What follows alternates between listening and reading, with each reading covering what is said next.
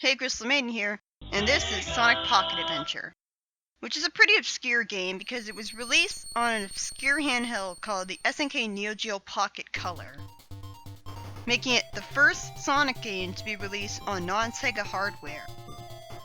Sonic Jam doesn't really count because it was a game compilation. Or is it compilation? Anyway, Sonic Jam was released on a bad console called the TigerGame.com. I'll talk more about how it was bad later. But yeah, this is Sonic Pocket Adventure. And it's easily one of the best 2D Sonic games I've ever played. It does a lot to harken back to Sonic 2, which I don't really like all that much.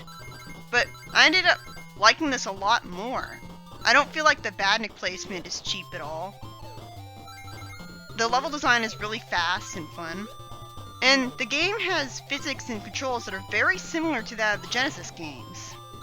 I mean, Sonic's a little heavier, and rolling around in ball form isn't quite as effective as it was in the classic games, but you could barely tell that. Another thing that makes this game kind of unoriginal is that it reuses it uses 8-bitified music from Sonic 3. It doesn't really have many original tracks, aside from this, which I consider to be one of the best, if not the best song in the game. I don't remember a song like this from anywhere. The music that played in Act 1 of Neo South Island is basically an 8-bit version of the theme of Sonic World, which was the hub world that you walked around in the Saturn game Sonic Jam, which is a nice touch. Unfortunately, these are the Sonic 2 special stages all over again, and the same problems I had with those are present here. Only the draw distance isn't nearly as good, so the rings sort of suddenly pop up on the center of the screen, so you can't see them from as far away as you did before. They don't appear on the horizon. At the same time, I like these better than the Sonic 2 special stages, if only because I feel like there's better controls. I mean, there's still a lot of parts where I move too far to the left or right for my liking, and so I go past rings that I don't want to. But for the most part, I was able to beat at least 3 of these special stages, although the third one I had to reload my save state a lot, because obviously I'm playing this on an emulator. Do you have any idea how hard it is to get this game legitimately? It's not on any official Sonic compilations at all. I passed by a cactus flower earlier, and that's basically a continue. But continues and lives are kind of worthless in this game, because the game actually has the courtesy to have a save system, where when you pick continue from the title screen, you can just restart in any any level you want. Although I had kind of a difficult time restarting from a certain act to work, and I'm not really sure what I was doing wrong. Like, getting this game to work on my Neo Geo in general was kind of difficult. Like, it thought that I had the A button as the button used to cancel out of menus, and so I had to change that. I had to change around the button configuration things. It's kind of annoying because it labels the buttons as numbers instead of telling you the button names. Oh, those are puzzle pieces. They look like trophies, which is kind of stupid, but they're basically puzzle pieces that you use to make puzzles. But unfortunately, it's not like you can get all the puzzle pieces by just collecting trophies on your way through the level normally. You pretty much need to look up a guide to find all of them, so I wasn't able to. And that's from Sonic CD, the whole running up a loop thing. This game has a weird physics quirk where if you run into the side of a spike sometimes, it'll end up hurting you for some reason. And I'll show that off later on. But for the most part, this level is a lot faster and more fun. Act 2's music is a remix of the music of Angel Island Zone. And the annoying thing about this boss, and about the bosses in general, is that they have way too much time where they have Mercy Invincibility. And if you attack him while he's still flashing from being invincible, he'll actually hurt you because that doesn't even make any sense though, because you're still in ball form while he stops splashing, so you should hurt him. I do like this hammer boss a lot more than the one from Sonic Advance 1 though, where the hammer is a lot longer, and so it can attack you from off screen. It's really annoying. Just like in Sonic 2, you break an animal capsule at the end of a stage, specifically at the end of a boss stage. Act 1 of a level tends to have very similar level design to its counterpart in Sonic 2, but Act 2 tends to have a lot more obvious level design differences.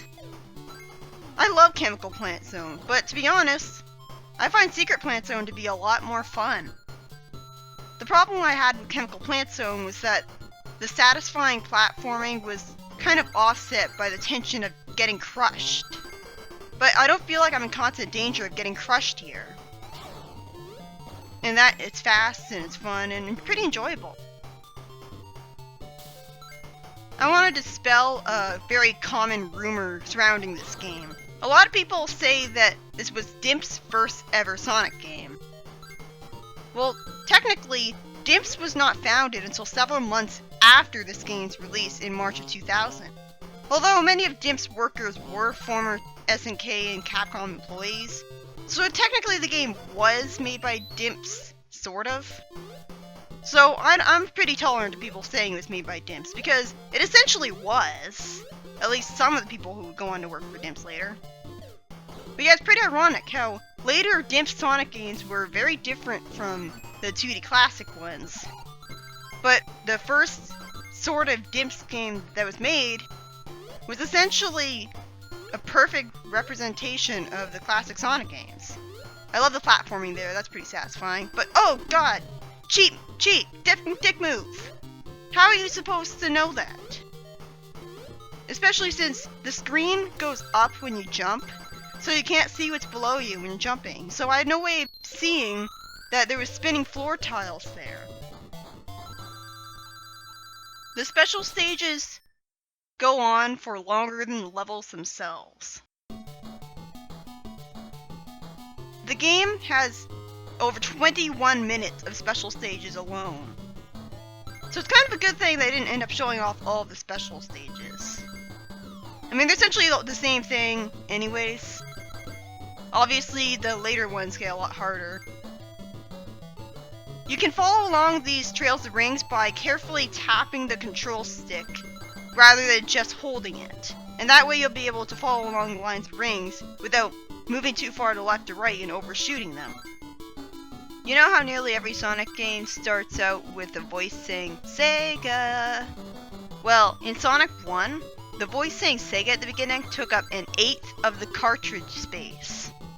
Yeah, it really goes to show you how dedicated Sega is to being flashy and impressive over practical.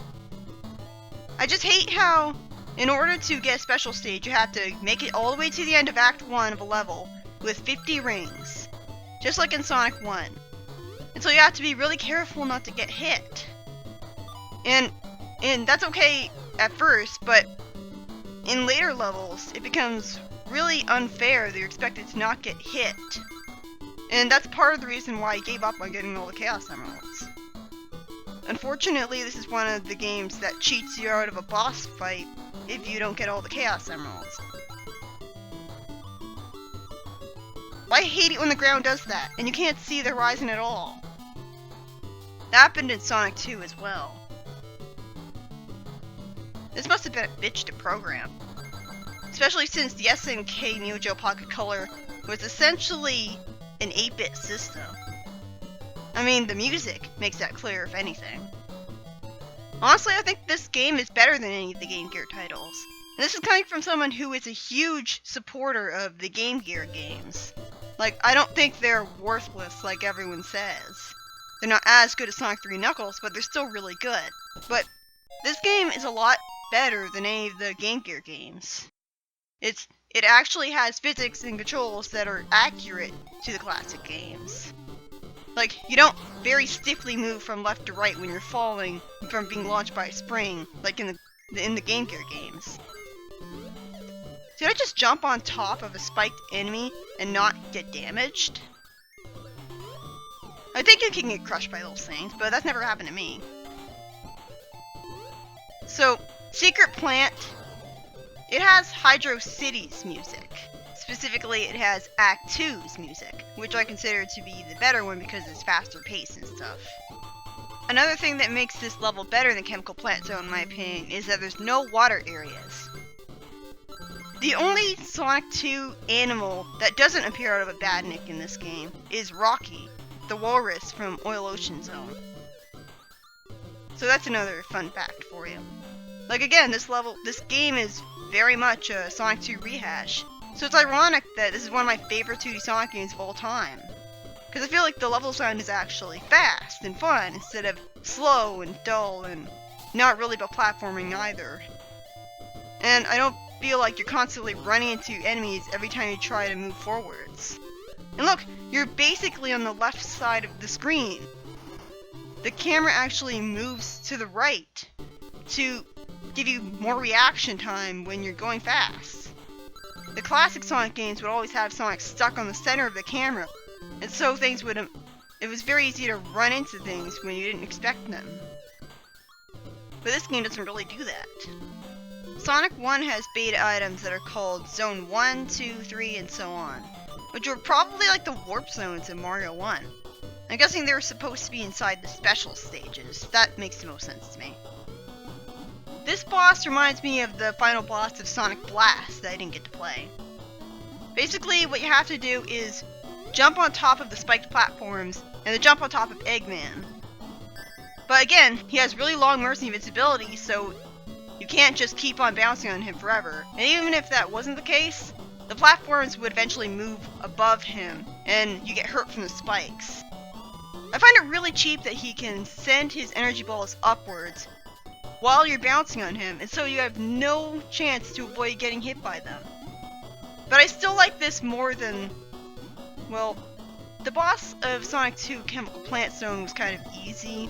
Like, you just jumped into him. The thing that really annoyed me about it was the spinning floor tiles that kind of felt like a Kaizo trap when you died to them after beating the boss. This level doesn't really have that. But at the same time, getting hurt by the spikes at the bottom of the platforms is pretty annoying. I don't like how blank and emotionless Sonic's face looks in this game sometimes. His Sonic Triple Trouble sprite was better to me because, well, his Sonic Chaos sprite too, because he had an angry expression on his face like he was impatient. Anyways, I'll see you for the next part.